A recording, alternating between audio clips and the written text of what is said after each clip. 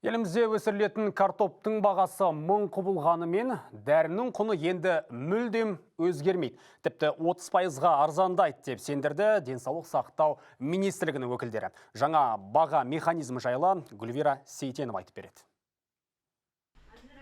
Қазір ауырып еміз дегенше ауырмайтын жол іздейтін заман. Сырқаттың келеткенде дәріхана жағалаудың өзі оңай емес. Правый беректі 25 теңгеден алдым. Осы жақын арада, бір жарым ай бұрын. Левый беректе оны 50 теңгеден алдым. Енді ойланыңыз, әшін жай. Мукалтин басқа нәрсені есептемек қойық. Самый главный шетін сол дәрілер ғой, негізі жақсы кетіреді. Бәрі қымбат қазір. Балалар шағын болғандықтан аквамарис часто аламын 3500-ден.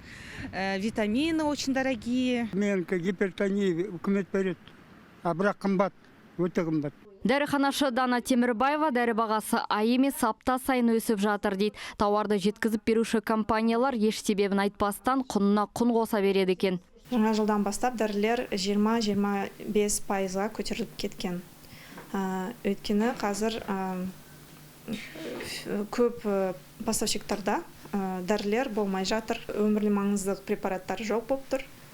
Ол қандай дәрілер мысалы? Мысалы, давленияға қарсы, сосын сондай ацикловир, валидол сияқты сондай дәрілер жоқ. Жүгенсіз кеткен дәрі өндіруші және жеткізуші компанияларды денсаулық сақтау министрлігі тезге салмақ. Мамандар дәрі бағасын белгілеудің жаңа механизмін құрып қойған. Соның есебінен дәрмектің құны 10-25%-ға, кейбірі тіпті 30%-ға түседі деп болжанып отыр.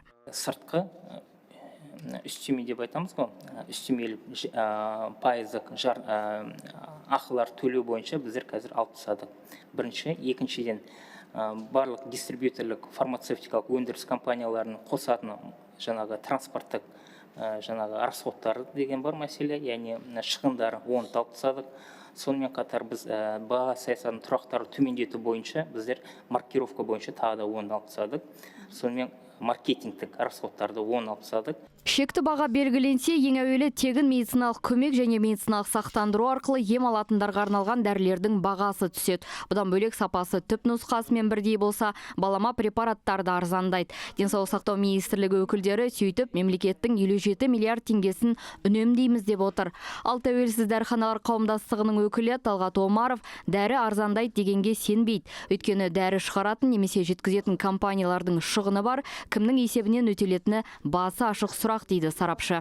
Әр препараттың бағасы көрсетіледі. Шек бағасы көрсетіледі. Сол жерде көрінеді. Қаншалықты арзандады, қаншалықты қымбаттады деген сияқты. Соны көрейік. Сосын ғана нақты айтуға болады. Арзандай ма, арзандамайды ма деген. Өзім пікірім арзандамайды. Өйткені ол жерде айла тәсілдері көп.